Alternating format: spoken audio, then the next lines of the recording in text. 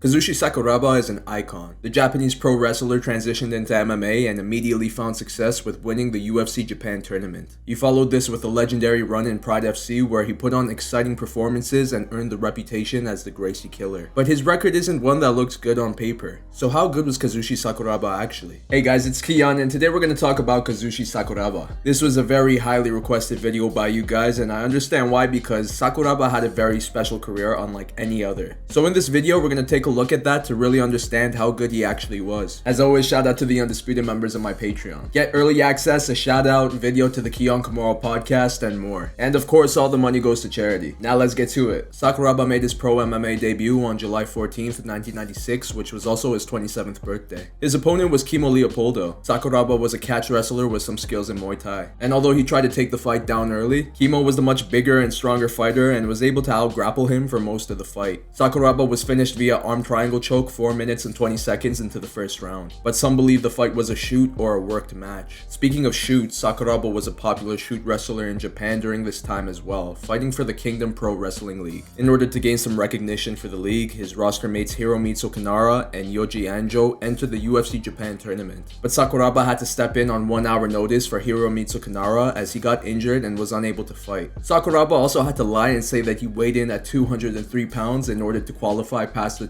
200-pound minimum. In reality, he was 183 pounds. And his first opponent was Marcus Conan Silveira, who weighed in at 240 pounds. And although Sakuraba secured a takedown early, he was once again getting out-grappled due to Conan's size and strength. The two got back up to their feet, and this led to strikes that seemed to have Sakuraba in trouble. He shot for the takedown, but referee Big John took this as a knockdown. He stopped the fight, and Sakuraba immediately protested that he was shooting for a takedown. And after reviewing it on the replay, Big John changed his call to a no contest. So the two fought again in the finals after the other finalist, Tank Abbott, pulled out due to injury. Both men immediately tried to take the other down. But to no surprise, it was Conan who secured it and ended up on top. Sakuraba attempted a Kimura, but it really seemed like it was no use. Conan went for the rear naked choke, but ended up on his back. He tried to lock in a Kimura as well, but Sakuraba, who is now on top, secured the armbar that forced him to tap. This victory made him the winner of the UFC Japan heavyweight tournament. The popularity also helped him become the face of the Kingdom Pro Wrestling League. But the promotion was still struggling, and after folding in 1998, Sakuraba went back to MMA where he signed with Pride FC. In his debut, he fought Pancrase veteran Vernon White, who also wasn't as big as Sakuraba's previous opponents, but he still had a 20-pound weight advantage. Regardless, Sakuraba dominated this fight with his grappling as he continued to bring Vernon to the mat and attempt submissions. Credit to Vernon for surviving for as long as he did, but he eventually tapped out in the third via armbar. At Pride 3, Sakuraba fought Carlos Newton. This match was a high-level grappling battle as there were tons of momentum changes due to the constant reversals and submission attempts from both men. But in the second, Sakuraba finally finished Carlos with a knee bar. 3.5 months after this win, he fought Alon Goez. For most of the fight, Alon was on defense mode as Sakuraba was on top position. Alon was close to securing a few rear naked chokes while Sakuraba almost locked in an armbar. After 30 minutes, the fight was ruled as a draw due to the lack of judges. Sakuraba's next opponent was UFC 12 tournament winner Vitor Belfort. After facing Vitor's best punches to open up the fight, Sakuraba was on top position for most of it by throwing leg kicks, punches, and foot stomps. When the fight got back up, he quickly became the aggressor again against the tiring Vitor. After 2 rounds, Sakuraba won by unanimous decision after judges and a scoring system were introduced. On July 4th, 1999, Sakuraba fought Ebenezer Fontes Braga. Ebenezer was looking good on the feet early with knees and kicks, but once Sakuraba got the fight to the ground, he began to take over. Even when the fight got back up for a bit, Braga was tired and unable to connect like before. Sakuraba took the fight down again and threw more ground and pound before finishing him off with an armbar. His next fight against Anthony Macias was very similar, but even more dominant as Sakuraba evaded his big shots early before bringing the fight to the ground. And he was showing so much charisma in the ring that night with his attacks. Macias himself couldn't help but to smile even though he was losing big time at this point. The fight eventually ended in the second when Sakuraba locked in the armbar. 1 month later, he fought Royler Gracie. It was the largest weight advantage that Sakuraba had over an opponent in his entire career, and that was a 30-pound difference, which he used to his advantage by dominating Royler, who desperately tried to take the fight down but was unable to. In return, Sakuraba connected on the feet and threw shots from the top. He also threw some huge leg kicks when Royler was on his back. Near the end of the fight, Sakuraba finally engaged with Royler on the ground. He locked in a pretty tight Kimura, and even though Royler didn't tap, the ref stepped in to stop the fight. This was huge as the last time a Gracie lost was in 1951 when Helio Gracie lost to Masahiko Kimura. But the stoppage was controversial as Royler never tapped. Regardless, this win turned Sakuraba into a superstar in Japan. He wanted to fight Royler's brother Rickson Gracie next, which would have been amazing to see. But instead, it was Royler's younger brother Royce Gracie who challenged Sakuraba to a fight in the Pride 2000 Openweight Grand Prix. But before that fight, Sakuraba had to get past former King of Pancrase, Guy Mezger. This was a relatively close bout that saw both men trade shots on the feet. When Sakuraba took the fight down, Mezger got back up immediately. After 15 minutes, the judges requested an overtime round, which Mezger denied as it wasn't in the contract. This led to a TKO win by retirement for Sakuraba, which was controversial but led to the much anticipated matchup with Royce Gracie in the quarterfinals of the tournament, which was on May 1st, 2000. Royce and the Gracie family demanded special rules for the fight, such as no time limits, no judges, and the fight ending only by knockout, submission, or towel throw. Everyone, including Sakuraba, agreed that these demands were outrageous, but he took the fight regardless. Early on, Royce immediately pursued for the takedown and attempted submissions, but Sakuraba never really seemed to be in any serious trouble. In return, he attempted submissions of his own, threw down heavy ground and pound, and connected with brutal leg kicks. And overall, he was winning the exchanges on the feet. The unlimited time started to work against Royce as Sakuraba looked like he could go on for even longer. But the Gracie corner eventually threw in the towel after 6 rounds as Royce could no longer stand due to damage on his legs, ending Royce his first loss in MMA. This fight catapulted Sakuraba to even greater heights and has been regarded as a passing of the torch moment in terms of the growth and evolution of ground fighting, which truly makes this fight a pivotal moment in MMA. But what I think makes this entire thing even crazier is how Sakuraba decided to fight in the tournament semifinals that same night against Igor Vovchanchin, who was 60 pounds heavier. And although Sakuraba put on a valiant effort by securing a takedown and almost locking in the armbar, Igor was a much fresher fighter and began to take over near the end of the first round with top control. The first round was declared as a draw by the judges, which meant overtime was added, but Sakuraba's corner threw in the towel due to fatigue, handing him his second pro loss. Regardless, his win over Royce earned him the nickname the Gracie Killer. Some say the Gracie Hunter, but I think the Gracie Killer just packs a better punch. And that was fitting for his next opponent at Pride 10 when Sakuraba fought Renzo Gracie. Out of all the Gracies, Renzo was the most competitive on the feet as he traded shots with Sakuraba for most of the fight. The only action on the ground was when Sakuraba threw leg kicks to Renzo, who was on his back. Going into the second, it was very even. But while Renzo had his back, Sakuraba escaped with a Kimura that dislocated his elbow. Renzo refused to tap, but in contrast to the Royler Kimura, this one clearly had to be stopped due to the damage on his arm. After this victory, Sakuraba defeated Shannon Rich in 68 seconds with an Achilles lock. On December 23rd, 2000, he fought Kiiyon Gracie. It was his first fight with a Gracie that ended in a decision. But throughout all of it, Sakuraba was in no trouble as he denied Kiiyon's takedowns and controlled him on the ground with grappling and ground and pound. This was the fourth and final victory against a Gracie in his career. At Pride 13, Sakuraba fought Wanderlei Silva. Although Sakuraba was the favorite, he was the smaller fighter. Regardless, this was a wild fight that saw both men exchanging toe-to-toe. And although Sakuraba dropped Wanderlei for a moment, Silva did the same. This fight was also contested under Pride's new rules, which included kicks and knees to the head of a downed opponent. So as Sakuraba shot for a desperation takedown, Wanderlei began throwing knees and soccer kicks that eventually forced the ref to step in. Following this loss, Sakuraba fought Quinton Rampage Jackson. This was another wild fight that saw Sakuraba secure takedowns and attempt submissions. But when he was on his back, the much bigger and stronger Rampage repeatedly slammed him to the mat and threw ground and pound.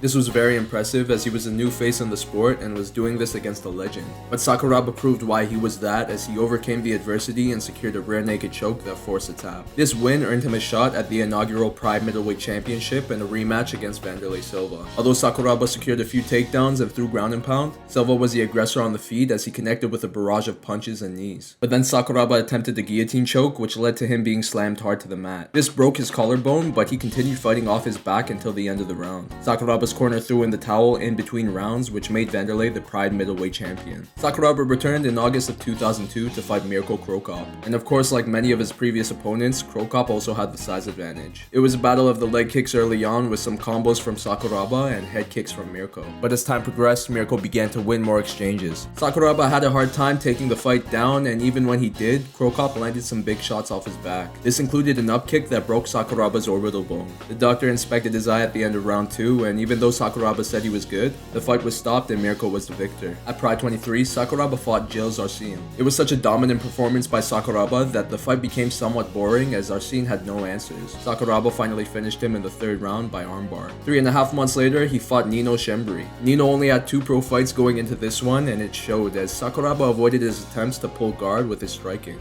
He He was winning the fight until he attacked with his signature Mongolian chops. This left him exposed to knees that Nino landed before finishing the fight off with punches and soccer kicks. After this loss, Sakuraba entered the Pride 2003 Middleweight Grand Prix. In the opening round of the tournament, he fought Wanderlei Silva. Although Sakuraba connected with some nice shots early on, Silva was fighting like a madman, and let's be honest, in his prime, that was difficult to stop. He eventually finished Sakuraba with a 1-2 combo that knocked him out cold. Although there were talks of retiring after this loss, Sakuraba came back and fought former UFC heavyweight champion Kevin Randleman. Kevin dominated this fight both in the clinch and on the ground, but while off his back, Sakuraba attempted many submissions. He eventually Kimured Kevin into an armbar that forced him to tap. On New Year's Eve 2003, Sakuraba fought Antonio Rogerio Nogueira. It was a back and forth battle that saw Sakuraba secure takedowns and maintain top control. And although he landed some nice shots on the feet, Nogueira was winning the exchanges by pressing the action more. He also controlled the fight in the clinch and stayed busy off his back with strikes and submission attempts. After 3 rounds, Rogerio won the fight by unanimous decision. At Pride Critical Countdown 2004, Sakuraba fought Nino Schembri for a second time. He controlled Nino everywhere the fight went for 3 rounds to win by unanimous decision. Following this win, Sakuraba entered the Pride 2005 Middleweight Grand Prix. In the opening round, he fought Yoon Dong-sik, who was making his pro MMA debut. So Sakuraba took the opportunity to record the fastest win in his career when he connected with a barrage of punches that finished the fight in 38 seconds. 2 months later in the quarterfinals, he fought Ricardo Arona. The two traded shots early, but it was Ricardo who was winning most of the exchanges. Sakuraba did manage to bring the fight down, but not before eating a bunch of knees. The momentum began to move towards Ricardo, who landed a nasty kick to the face of a grounded Sakuraba, which opened up a cut over his left eye. It quickly became a beatdown near the end of round 2, and this forced Sakuraba's corner to throw in the towel before the third. At Pride 30, Sakuraba fought former UFC Superfight champion and king of Pancrase, Ken Shamrock. This fight was held at 205, even though the 183-pound welterweight division opened up and would have been more suitable for a fighter of Sakuraba's size. Regardless, he finished Ken with a flurry of punches that forced the ref to step in. But there was some controversy as Ken protested that it was an early stoppage. On New Year's Eve 2005, Sakuraba fought Ikuhisa Manoa. It was a competitive bout that saw the two trade shots on the feet before Manoa took the fight down. From there, they scrambled and attempted submissions. But it was Sakuraba's Kimura that forced the ref to stop the fight. This was also his last fight with Pride FC. 6 months later, he made his debut with Japanese MMA promotion, Heroes. Sakuraba entered the light heavyweight Grand Prix, and in the quarterfinals, he fought Kestutas Smirnovas. In the beginning, the two exchanged some wild shots before Smirnovas landed a left hand that dropped Sakuraba. Sakuraba was out, but the ref stopped the action to recenter both men. But once they restarted, Smirnovas continued to brutalize Sakuraba on the ground. If this fight happened today, it would have been stopped way sooner. But luckily, this one wasn't, because Sakuraba survived the onslaught and got back up to his feet, where he started to pick apart Smirnovas, who was so tired from trying to finish the fight. Eventually, they got back down to the mat, and that's where Sakuraba locked in the armbar that forced the tap. Although he was supposed to advance to the semifinals, the damage from this fight forced Sakuraba out of the tournament. After this win, he fought Yoshihiro Akiyama. The two traded shots on the feet for most of the fight, as Sakuraba was unable to secure takedowns. Akiyama began to take over and even rocked Sakuraba, which forced the action to the ground.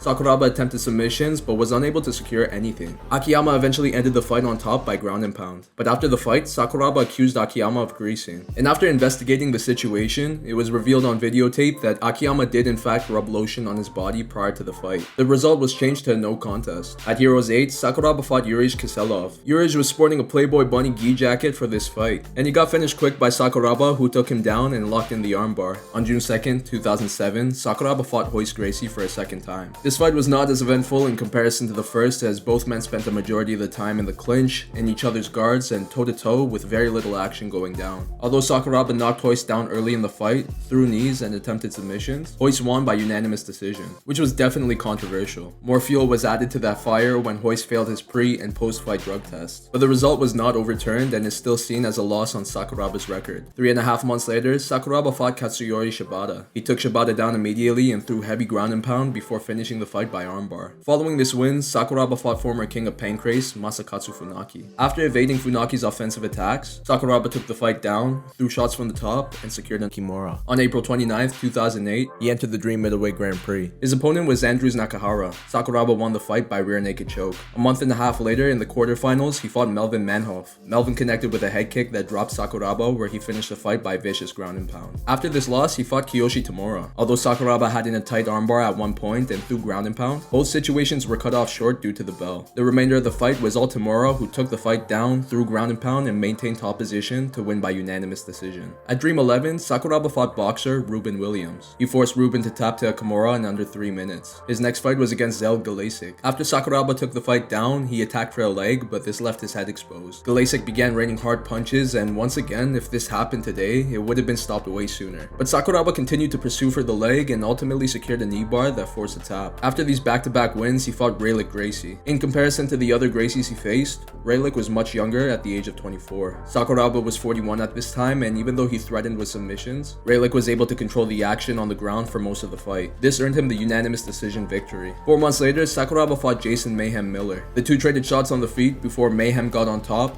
threw punches, and finished the fight with an arm triangle choke. On New Year's Eve 2010, Sakuraba fought for the Dream Welterweight Championship against Marius Zaromskis. Sakuraba's ear partially ripped after an exchange. This forced the doctor to stop the fight, making Marius the winner. At Dream 17, Sakuraba fought Jan Cabral. Jan was dominant both on the feet and on the ground before securing an arm triangle choke in the second round. This was also Sakuraba's last fight with Dream before taking a 4-year break from the sport. He returned at the end of 2015 to fight Shinya Aoki in Japanese fighting promotion, Rizin, and he took quite the beating from Aoki, who took him down and threw ground and pound before Sakuraba's corner threw in the towel. This was the last time Sakuraba fought. He was inducted into the UFC Hall of Fame in 2017. So after going 26, 17, and 1 with 2 no contests and a career that saw him become the UFC Japan heavyweight tournament winner, how good was Kazushi Sakuraba actually? Sakuraba was a known drinker and smoker, and he's had bad knees for most of his career, but that didn't seem to negatively impact his cardio, speed, and strength. He was an all-around amazing fighter with high-level grappling and submission skills, and this has led to a tie for the most submission wins in Pride FC history. And he mixed this well with his unorthodox striking, which included brutal light kicks and wild attacks into his opponent's guard. In fact, I would say his signature move is his Mongolian chops, and in my opinion, it best represents who he was as a fighter, which was going all out with everything he had. Sakuraba has fighting in his veins. He was the perfect mix of wild and methodical, and he did this with so much flair that he became one of the most entertaining fighters in the history of the sport. Plus, for him to do this against mostly bigger fighters for most of his career without any complaints shows us how tough this man is. He knew that regardless of the disadvantages, he was going to find a way to win. It almost seemed like he wanted things to not be in his favor to make the victory even more sweet. And that's what made him the perfect foe to the Gracie family, especially in his first fight with Royce, which had so many rules in place. But Sakuraba came out as the victor, which wasn't only monumental from an MMA perspective, but also culturally, as Japan and Brazil have always gone head to head in the history of fighting. It is a shame that we didn't get to see him fight Rickson Gracie though, and the only complaint I could really take from his career is that he stayed in the game for too long. And I would have to admit that his fights being held in Japan seem to have been a conflict of interest, especially in terms of stoppages. But like I said in the Royce Gracie video, this was a different time where the corruption in the sport was at an all-time high. But the difference with Sakuraba was that he played by any rules without ever enforcing his own. That's why I would give his MMA career a 9 out of 10. He may very well be the original BMF, and if there was a Pride Welterweight Championship during his prime years with the promotion, he would have definitely won it. His skills and persona made him a Japanese legend, but in my opinion, there is no doubt that Kazushi Sakuraba's legacy is worldwide. My name is Kiiyon, and this is my take on how good Kazushi Sakuraba actually was. Do you agree, disagree, or have something else to add? Please put it in the comments down below, because I'd love to read it. If you like this video, please give it a thumbs up and subscribe to my channel for more content like this. But that's all out for now, so I'll see you on my next one.